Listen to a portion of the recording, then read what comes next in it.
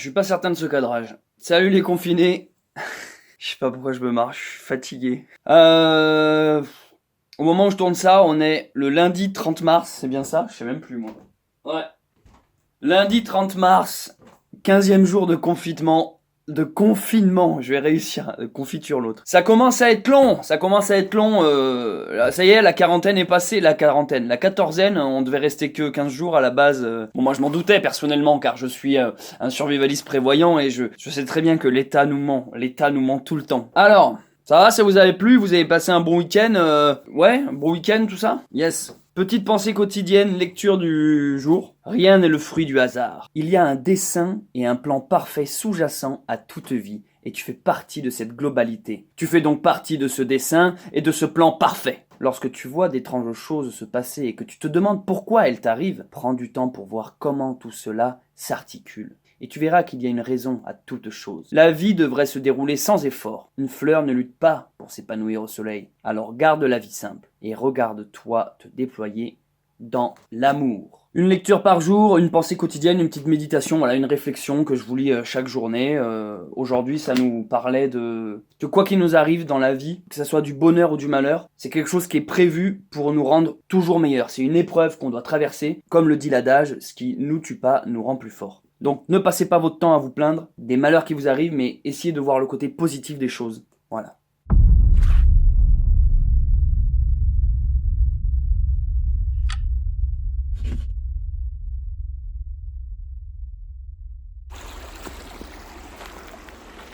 Je suis toujours en train de courir, là je prends un peu une pause. Je vais vous montrer quelque chose. Là je suis dans la forêt, je suis dans un coin vraiment paumé. Il n'y a personne qui passe ici.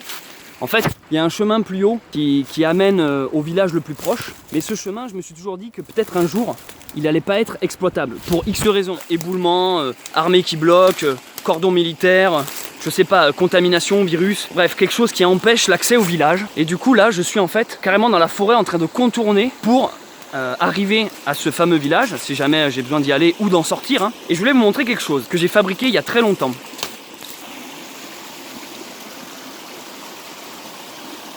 Voici un pont entièrement réalisé à la main, qu'avec des rondins de bois, sans clous, sans ficelle.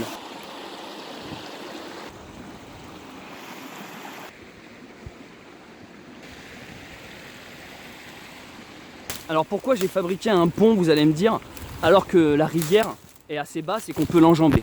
Déjà, il y a des périodes de l'année où ce petit fleuve là, il est beaucoup plus dense, beaucoup plus impressionnant. Le lit de la rivière gonfle et on ne peut clairement pas la traverser. On n'en parle pas dans le survivalisme, mais traverser un point d'eau ou une rivière peut être vraiment quelque chose d'handicapant. On est dans une société actuellement où on a perdu l'habitude de pouvoir traverser un point d'eau par nos propres moyens. Maintenant, il y a toujours des ponts, des structures, des chemins qui enjambent ces points d'eau ou qui les contournent. Mais finalement, je sais pas si vous êtes déjà arrivé, moi ça m'est déjà arrivé en tout cas, de marcher et en fait tout simplement à cause d'une rivière ou d'un ruisseau, le chemin est littéralement bloqué. Et des fois c'est très frustrant parce qu'on voit la rive d'en face et on ne peut tout simplement pas l'atteindre. Il peut y avoir plein de cas de figure où par exemple vous ne pouvez pas vous mettre à l'eau parce que vous avez des affaires qui ne doivent pas être mouillées. Ensuite, si jamais vous allez dans l'eau, si vous atteignez l'autre rive, vous aurez peut-être pas le temps de sécher vos vêtements si la nuit tombe par exemple, s'il y a du courant, si l'eau est glacée. Bref, il y a plein de contextes où en fait c'est très dangereux d'enjamber une rivière. Et du coup, moi, par sécurité, donc là on est au printemps, le niveau de l'eau est assez bas, mais par sécurité, j'ai un peu devancé le potentiel scénario futuriste qui pourrait arriver, que si un jour je suis dans le village et qu'il y a un cordon militaire qui bloque, ou à l'inverse que je suis à l'extérieur et que j'ai besoin de rentrer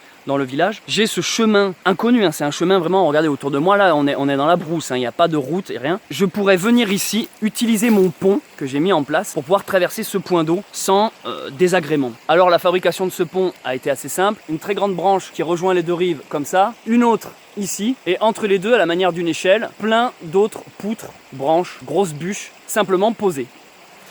Donc ce pont, ça fait très longtemps que je ne l'ai pas utilisé, hein, mais il tient le coup. Donc vous voyez, simplement un bout de bois, et c'est surtout le poids de l'arbre qui tient l'ensemble. Pour la deuxième poutre, j'ai pas fait de poutre, j'ai simplement posé directement sur le tronc d'arbre. Et de l'autre côté, ici, c'est directement posé sur la terre. Ici, nous avons une sorte de barrière, je sais pas comment appeler ça. Ça permet de pouvoir tenir et traverser. Ce que je vous propose, c'est qu'on teste immédiatement ce pont ensemble.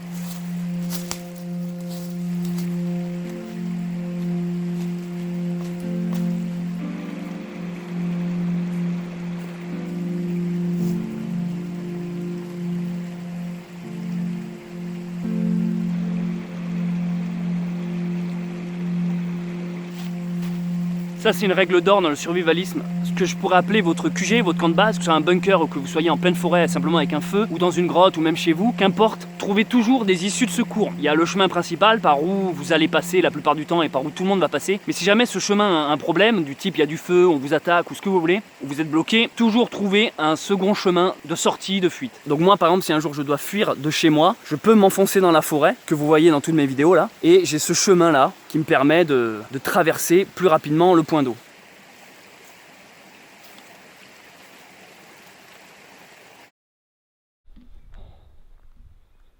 Wow, les confinés, je reviens de mon sport là, j'ai pris une douche. Entre temps, le temps s'est vachement gâté. Mais genre juste on a perdu 15 degrés quoi, c'est pas possible. J'ai ressorti les gants et tout. Ouais, survivaliste, moi je vais être survivaliste seulement le printemps et l'été parce que là c'est plus possible. Hein. Bon, je vais parler avec vous maintenant d'un point qu'on n'a pas beaucoup abordé. Non pas de complot, mais on va parler quand même de choses bizarres qui se passent un peu autour de tout ça. Là, il y a quelqu'un de ma famille qui vient de m'envoyer la vidéo d'une personne qui s'appelle Gilbert Collard. Alors je vais vous mettre le lien de la vidéo dans la description pour que vous puissiez aller voir par vous-même ce qu'il raconte dans cette vidéo. Il parle du fameux couple Buzyn-Lévy qui s'oppose au fameux professeur Raoult, alias Astérix le Gaulois. Alors moi déjà je trouve que ce professeur Raoult a une très bonne tête. Je trouve pas qu'il y a vraiment sujet à débat. Il y aurait plus sujet à débat sur le nom de famille de Lévy par exemple, tu vois, qui sort en plus avec Buzy, qui est la petite fille ou je sais plus quoi de Simone Veil. Tiens, tu dis c'est marrant, on retrouve des noms comme ça qui s'associent. Tiens, on retrouve toujours les mêmes noms quoi. Lévy, Cohen, Veil. Donc déjà tu vois il y aurait plus à débat là-dessus. Ce genre de couple qui essaie de discréditer ce genre de mec parce qu'il a des cheveux longs. Parce qu'apparemment quand on est professeur, quand on est médecin ou chercheur, voilà, on doit être rasé de près, on doit avoir une gueule de banquier. Il s'appelait Bergman ou Einstein. Mais apparemment quand tu t'appelles Raoult, ça passe pas. Bon, qu'est-ce qui se passe du coup? On a ce Raoult qui est en train de nous dire, ben voilà, il y a la chloroquine, peut être potentiellement un remède, en tout cas qui est très positif sur beaucoup de gens. Je sais pas les dernières statistiques, mais c'est un truc du style sur 80 malades, il y en a 75 qui vont mieux. On a plutôt quelque chose de positif. Et à côté de ça, on a ce couple qui ont décidé de tout démonter, de dire que c'est de la merde. La question que j'essaie de vous poser, c'est pourquoi s'acharner autant dans une volonté à prouver que ça ne marche pas, à prouver que c'est faux. Je veux dire, qu'est-ce qu'ils ont à perdre à tenter de trouver une solution et d'accepter la chloroquine comme un potentiel remède? Je ne comprends pas en fait leur délire. Quel est leur concept derrière à vouloir absolument discréditer ce professeur? Et en effet, on peut trouver ça très très louche. Surtout que, comme dans la vidéo de Gilbert Collard, que je vous rappelle, j'ai mise en description, je vous invite à aller la voir par vous-même, on remarque que la chloroquine à la base c'est un produit accessible assez facilement pour lutter contre le paludisme qui est pas très cher. Tout le monde peut avoir accès à la chloroquine à la base. Est-ce que derrière il n'y aurait pas encore des raisons économiques? Est-ce qu'il n'y aurait pas une volonté d'essayer de nouveau rendre le produit qui à la base s'achetait je crois à coût de 10 centimes la petite pilule, est-ce que derrière ils essaieraient pas encore de nous la mettre à l'envers en essayant de faire des taxes là-dessus, en voyant qu'il y a un business à se faire parce que ça va devenir un produit de luxe et du coup comme par hasard, on s'aperçoit qu'en janvier, au début de l'épidémie, cette chloroquine a été rangée dans la catégorie des poisons. Voilà, sur la liste des médicaments accessibles au tout public. Comme par hasard, il a été rangé dans la catégorie poison mortel. Ce qui est quand même bizarre alors que depuis des années, ce médoc, cette chloroquine, est utilisée pour le traitement du paludisme. Bref, qu'est-ce qui nous cache derrière? Et puis après, je vous parle pas aussi de tout ce que vous savez déjà, les temps de réaction du gouvernement affreusement longs avant de nous dire d'être confinés, les décisions un peu foireuses, un coup tu mets des masques, un coup faut pas en mettre, un coup faut rester chez vous mais il faut quand même aller sortir voter, un coup tu te laves les mains mais attention t'as pas le droit de dire bonjour mais seulement avec la main gauche si tu t'es torché avec le pied droit. À un moment donné c'est plus possible. Je pense que là, il y a les cartes qui sont révélées, il y a un masque, il y a un voile qui est en train de tomber. Et en fait, on assiste, nous, petit peuple français, on s'aperçoit que depuis le début, on est gouverné par des guignols, des clowns, des enfants en fait. C'est des enfants qui sont arrivés au pouvoir trop tôt, trop vite, qui n'ont aucune expérience, qui n'ont aucune carrure. Il suffit simplement de revoir, rappelez-vous, revoir comment la police, les CRS et l'État traitaient les gilets jaunes. On les accueille à coups de deuil crevé, de flashball, de fumigène et de mort aussi. Et on n'en parle déjà plus. Et là, je crois qu'en fait, on assiste à un écroulement de notre société, de notre gouvernement en fait, de notre démocratie, de notre république, qui est une grosse blague. Et j'ai l'impression que jusqu'au bout, c'est-à-dire que vraiment, même au pied du mur, ils essayent quand même encore de nous la mettre à l'envers avec cette histoire de chloroquine. Ils essayent de nous enculer quoi. On en a parlé hier soir pendant le live. Je sais pas quel sera l'état après confinement, mais c'est sûr qu'il va y avoir des têtes qui vont tomber et ils vont devoir rendre des comptes. Je pense que ça fera pas de mal que le peuple français se redresse un peu droit et fier, tu vois, qu'on arrête de courber les chines face à tous ces branleurs du gouvernement, ces politiciens véreux. Et il serait bien temps qu'on redécapite quelques têtes façon Révolution française et qu'en fait le peuple français retrouve une certaine fierté. Parce que là actuellement, excusez-moi, mais moi j'ai la sensation qu'on est tous des sous-merdes quoi. Parce que ces politiciens-là ne représentent pas la France et je suis même pas certain que ce soit vraiment des Français. J'ai quand même l'impression qu'on est gouvernés par une bande de cassos qui en fait détestent leur pays. Ils font tout pour bien nous écraser et qu'on ait honte d'être français. Après, je vais pas vous mentir, moi j'ai toujours été un peu une bille en politique. J'arrive même pas à retenir les prénoms de nos présidents. Je veux dire, tout ça, ça m'intéresse pas. À partir du moment où j'ai l'impression de voir des enfants au pouvoir, voilà, je me suis jamais vraiment penché sur le truc. Mais c'est-à-dire que même un gars comme moi qui ne s'intéresse pas à ces choses-là, quand on se rend compte que ça tourne pas rond, qu'on se fout clairement de notre gueule, tu te dis bon, il y a vraiment un problème, il y a vraiment quelque chose quoi. Et c'est en ça aussi, ça fait partie des choses pour lesquelles je pense que le Covid-19, enfin le coronavirus, est une putain d'aubaine parce que là on s'aperçoit que pendant des années qu'on était en train de lustrer les bottes de pourriture absolue. Alors en parlant de ça, ça me fait penser, vu que vous voulez que je vous cite un film, une série ou un livre, quelque chose de culturel à chaque vlog, je vais vous parler aujourd'hui de la série Netflix et du film Dark Crystal de Jim Henson. Un de mes films préférés, sorti dans les années 60-70, et la série sortie l'été dernier sur Netflix. Clairement, une des meilleures séries Netflix et une des meilleures séries tout domaine confondu. Donc si vous ne connaissez pas cette série, vraiment, matez-la. Peut-être même commencer à mater la série avant de mater le film. Donc en gros, je vous explique. Il y a eu d'abord un film qui est sorti dans les années 60-70, je sais plus la date exacte, entièrement fait avec des marionnettes, dans un monde un peu fantastique. Il n'y a aucun acteur réel, c'est qu'avec des marionnettes. Mais quand on dit marionnettes, on peut croire que c'est pour les enfants et tout. Non, pas du tout. C'est un univers très sérieux, très dark, heroic fantasy, bref, magnifique, sublime décor, sublime musique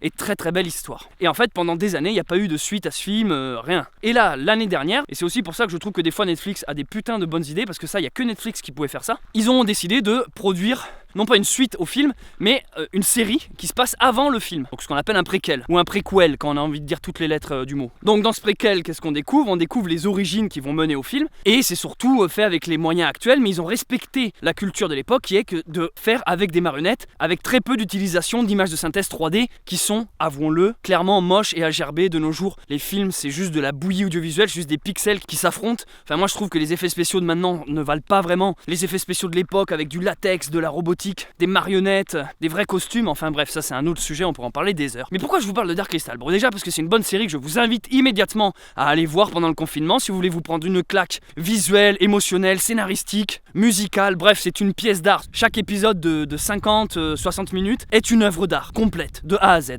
Et je voulais vous parler de cette série, parce que dans cette série, qu'est-ce qu'on découvre ? Donc là, je vais pas vous spoiler, mais je vais vous placer la base du scénario. On découvre que les Gelflings, qui sont des petits êtres très proches de la nature, des genres de lutins si vous voulez, qui parlent avec les animaux, qui parlent avec la forêt, les arbres, qui vivent en harmonie avec la planète sur laquelle ils sont, la planète qui s'appelle Sra. D'ailleurs, Sra, c'est marrant parce que ça fait un peu penser à Sras, hein, le petit frère du Covid-19. Donc cette planète Sra, voilà, est en parfaite harmonie, et tout le monde est content, tout le monde est gentil, tout le monde est mignon. Et puis un jour, arrive sur cette planète des Skeksis. Les Skeksis, ce sont des genres de piafs très vénales, des gens très superficiels, dans des costumes, dans des parures, qui se font des grandes bouffes, qui ont des grands bijoux. Et en fait, ils arrivent à duper les Gelflings qui, eux, sont un peu naïfs et innocents, mais parce qu'ils sont purs, tout simplement, et finalement à s'installer au pouvoir de cette planète et prendre le contrôle de tous les peuples de ce monde fantastique. Et en fait, ce qu'on découvre, c'est que ces Skeksis, qui sont donc les méchants, sont des gens vraiment obscènes, qui magouillent, qui manipulent, qui mentent.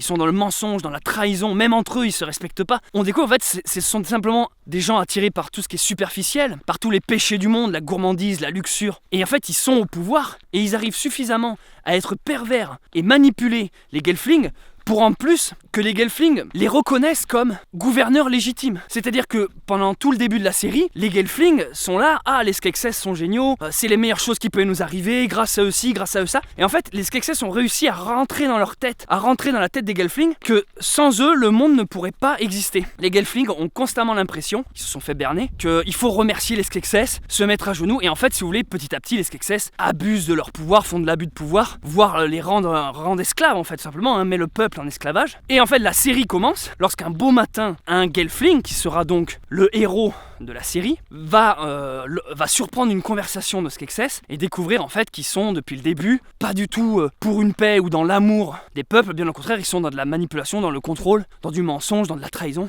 Et en fait, on va suivre l'aventure de ce personnage qui va tenter de réveiller les autres Gelflings en leur disant écoutez, ce ne sont pas les êtres qu'on croit que c'est depuis des années. Ils nous ont dit qu'ils seraient là pour nous protéger, pour protéger le cristal. Mais non, gens, ils lui font du mal, ils le corrompent. Il y a une sorte de poison violet qui se répand un peu partout dans l'air, comme une gangrène, comme un cancer qui viendrait moisir la planète de l'intérieur à cause des Skeksis. Et lui, en fait, est un peu seul contre tous, à essayer d'ouvrir les yeux à tous ses congénères et à dire on s'en sortait très bien avant que ces Skeksis arrivent, on n'avait pas besoin d'eux. Et en fait, c'est exactement l'impression que j'ai avec notre société actuelle. Ça s'applique à la France, ce que je dis, mais également, je crois, dans le monde entier.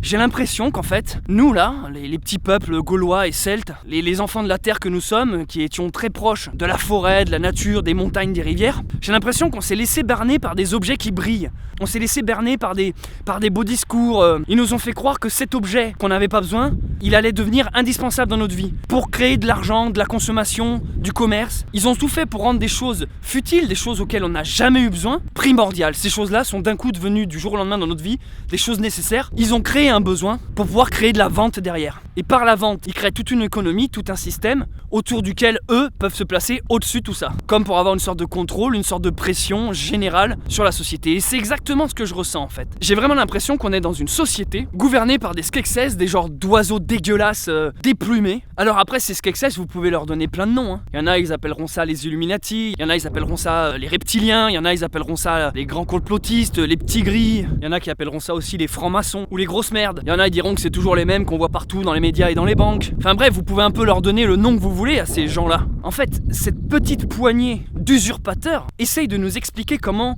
on doit vivre et comment on doit se comporter. Ce sont juste des cancers et des poisons qu'on a érigés au sommet de nos sociétés. Ils ont réussi à nous donner l'impression qu'on ne pouvait pas se passer d'eux, que leur rôle était indispensable. Ils ont réussi à se rendre nécessaires. Et en plus auquel on doit se soumettre et dire merci, en payant des amendes. Et ça c'est un autre point auquel je voulais parler.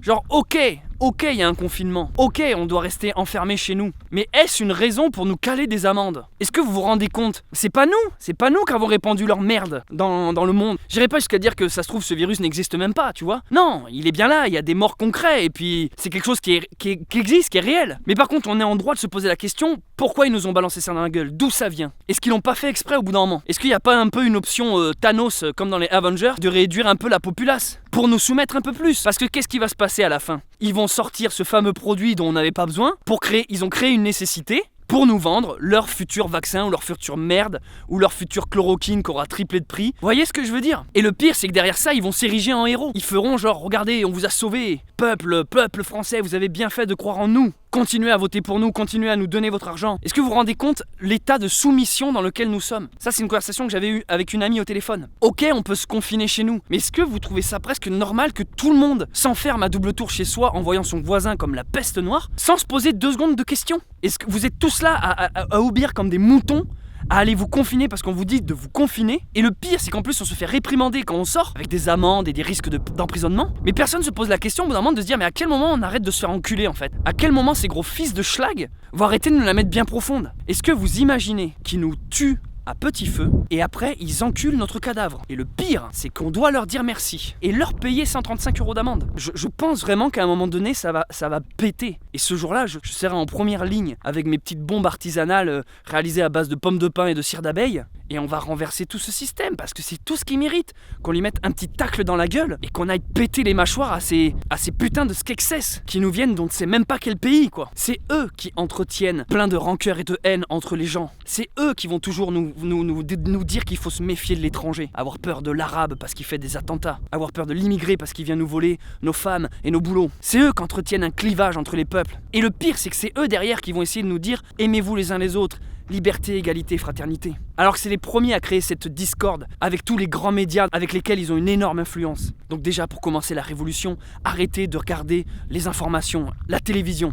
Grâce à Internet, nous avons une force de notre côté. Et je pense qu'ils aiment pas trop Internet, ces gens-là. Imaginez le confinement sur Internet. On n'aurait eu rien, on n'aurait pas pu rentrer en communication. On aurait simplement dû regarder leur merde audiovisuelle. Et c'est pour ça d'ailleurs que les gens dans leur campagne qui n'ont pas Internet se confinent parce que juste ils ont vu que BFM TV leur a dit de se confiner. Mais nous on a un pouvoir, c'est qu'on peut réfléchir par nous-mêmes et s'unir. Donc commencez par couper vos télés et essayez d'avoir un esprit un peu plus rebelle. Je suis pas en train de dire qu'il faut être anarchiste et aller tout cramer dans les rues et faire des casses. Je suis juste en train de vous dire d'arrêter de dire oui sans jamais réfléchir comme les moutons que vous êtes. On a été trop con pour réagir avant, pour faire tomber ce système tenu entièrement par des incapables. Et le pire, c'est quand je tombe sur un article récemment où je m'aperçois que maintenant il y a carrément des gens qui appellent la police et la gendarmerie pour dénoncer leurs voisins parce qu'ils respectent soi-disant pas le confinement. Est-ce que vous vous rendez compte? On en est là. Des gens appellent la police. Oui, bonjour, mon voisin est dehors, il fréquente un peu trop de gens. Moi je vous dis les amis, il est vraiment temps que cette grande mascarade s'arrête, que les vérités un peu éclatent. Je pense que c'est exactement ce qui est en train de se passer. Pendant que nous on est confinés comme des petits hamsters, eux ils sont en train de se préparer à l'effondrement, ils sont en train de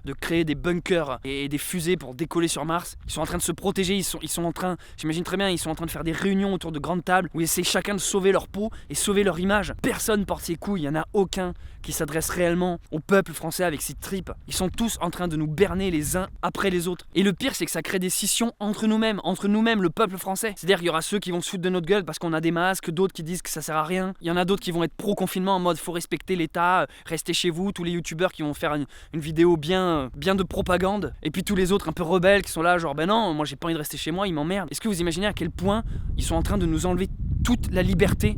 Mais on peut pas faire plus. On est enfermés chez nous. C'est quoi la prochaine étape? Et le pire, c'est que c'est ces mêmes connards qui sont toujours en train de critiquer des pays comme la Chine, c'est très organisé, très carré, ou des pays comme la Russie. Ah, parce que Poutine, il est marrant, Poutine, haha, il sait pas diriger son pays. Donc ces mêmes connards de dirigeants qui sont toujours en train de critiquer le pays d'à côté, déjà sont pas foutus de faire mieux, mais surtout, au final, ils font même pire. Parce que là, on est clairement, je sais pas si on peut appeler ça une dictature, mais là, c'est clairement devenu n'importe quoi. Donc voilà, ce que je voulais dire, c'était réfléchissez un peu. Et n'obéissez pas juste comme des moutons.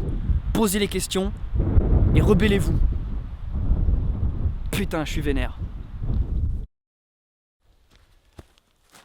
Rappelez-vous, dans les vlogs précédents, je vous avais demandé de m'envoyer un peu comment vous, de votre côté, se passe le confinement. Voilà, je vous affiche ici mon adresse mail, filmsuperinfini@gmail.com. Trouvez-la dans la description, sinon c'est plus facile pour faire un copier-coller. Filmez vos journées, votre semaine, avec votre téléphone portable, votre caméra. Faites une petite vidéo de 1 à 2 minutes. Bon allez, on peut élargir, allez, on va dire à 3 minutes si vous voulez. Si jamais vous utilisez de la musique, surtout qu'elle soit bien libre de droit. Et envoyez-moi tout ça avec cette adresse mail en utilisant WeTransfer. De cette manière, je peux passer une vidéo d'un autre confiné. Montrez-nous un peu comment vous vivez le confinement et qu'est-ce que vous faites. Voilà, il y a le chat qui me... Comment vous faites vous pour passer le temps? Je vous passe la vidéo d'un confiné qui s'appelle Tom Studio. Merci à lui et je vous retrouve juste après. C'est parti! Hey, salut tout le monde, moi c'est Tom. Salut Céleste, j'espère que de ton côté ça va bien et que tu pètes pas trop les plombs tout seul. Moi j'ai la chance en fait d'être en famille, donc je suis avec ma femme et mes 2 enfants. Et le petit rituel de tous les matins, après les avoir fait manger bien sûr, hein, c'est normal, il faut les faire manger. Je gonfle le château du grand pour qu'il aille jouer un petit peu avec et je lui sors généralement la voiture pour qu'il aille jouer avec son petit frère. Son petit frère lui généralement... il aime bien les machines à laver, alors je sais pas pourquoi, c'est comme ça. Je vais vous faire un petit tour du propriétaire et après je vous montre une petite surprise. Voilà, moi j'ai la chance d'avoir du terrain. Malheureusement j'ai des voisins tout autour, mais au moins voilà, j'ai une maison avec du terrain, ce qui me permet de pouvoir jouer dans le jardin. On a trouvé un faucon dans notre jardin blessé et du coup on l'a soigné. Alors au début il volait pas du tout. Et là en fait il commence à voler de plus en plus, ce qui est intéressant d'ailleurs. Alors le but c'est pas de l'apprivoiser, hein. C'est une espèce protégée, normalement on n'a pas le droit de la garder, mais bon c'était soit ça soit il allait mourir. On l'a apprivoisé au maximum, mais le but c'était pas de l'apprivoiser, mais apparemment ça s'apprivoise assez vite à ce qu'on nous a dit. Et voilà, je peux la porter sur l'épaule. Elle commence à s'envoler un peu, mais elle a encore beaucoup de mal. Elle est très craintive, ce qui est normal. C'est une femelle apparemment, hein. On a demandé à des vétérinaires. Donc pour ceux qui diraient en commentaire, oui c'est vrai qu'on n'a pas le droit de la garder, mais c'était soit on la garde et on la soigne, soit elle crevait dans le jardin tout simplement. Donc en cette période de confinement, vu qu'on n'a rien d'autre à foutre de mieux que de sauver la vie des animaux, et ben c'est ce qu'on fait. Et tant pis, si on est hors la loi, après tout, on est confiné. Si on peut sauver une vie en plus et que ce soit pas forcément humain, peut-être pas mal. Parce que c'est eux l'avenir, hein. C'est les animaux, hein. C'est pas nous, hein. Céleste, en tout cas, merci de m'avoir donné la parole. Merci pour tes vlogs. Tu nous fais passer un moment de confinement un peu moins difficile. Et comme tu le sais, ça fait des années que je te suis. Continue. Qu'est-ce que tu veux que je te dise de plus? Allez, ciao tout le monde!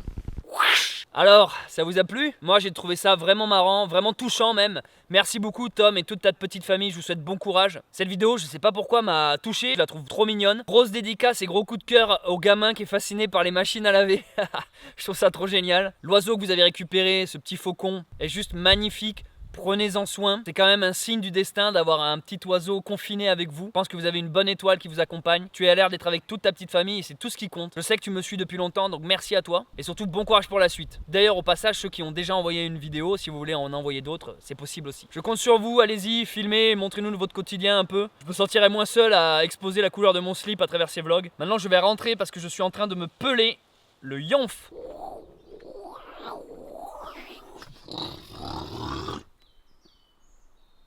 Bonjour, je n'ai pas d'amis. Je viens d'avoir Tom Studio qui m'a écrit, donc Tom c'est celui qu'on vient de voir la vidéo avec le petit faucon, sa famille, l'enfant et la machine à laver. Il vient de m'écrire là sur internet et pour me dire que apparemment le faucon ça y est, c'est en allée, c'est envolé. Donc il est plus confiné lui. Voilà, donc ils l'ont bien soigné et il a pu repartir dans sa vie d'oiseau. C'est bien, occupez-vous des bêtes. On juge la qualité d'une société à la manière dont elle traite ses animaux. Gandhi! J'espère que le vlog d'aujourd'hui vous a plu, je sais pas encore quelle forme il aura, je l'ai pas encore commencé à le monter, donc je sais pas s'il est plus long, plus court que d'habitude. J'en sais rien, en tout cas je voulais vous remercier parce que vous êtes de plus en plus nombreux à suivre l'aventure confinement. Je m'adresse principalement aux nouveaux, merci à vous d'être là, n'hésitez pas à aller vous balader sur le reste de ma chaîne et à aller voir le reste de mon contenu. J'ai plein d'autres chaînes YouTube en fait, donc si vous voulez voir un peu ce que je fais de l'urbex, je fais de la musique. Je fais des courts-métrages, bref, ces chaînes sont dans la description, donc n'hésitez pas à aller voir ça. Je remercie également tous les anciens qui me suivent, merci à vous les gars. Vous, je me dis, les anciens, vous m'avez vu vriller, passer par toutes les couleurs, quoi. Vous me voyez des fois faire des coups de gueule, des clashs, maintenant vous me voyez faire du survivalisme. Vous vous demandez sûrement ça va être quoi la prochaine, le prochain nom de sa chaîne, quoi. Écoutez, pour l'instant on est dans des vlogs, pour l'instant on est dans du survivalisme, pour l'instant on est tous confinés. C'était Céleste Grant, on reste en contact tant qu'il y a du réseau. Allez, ciao.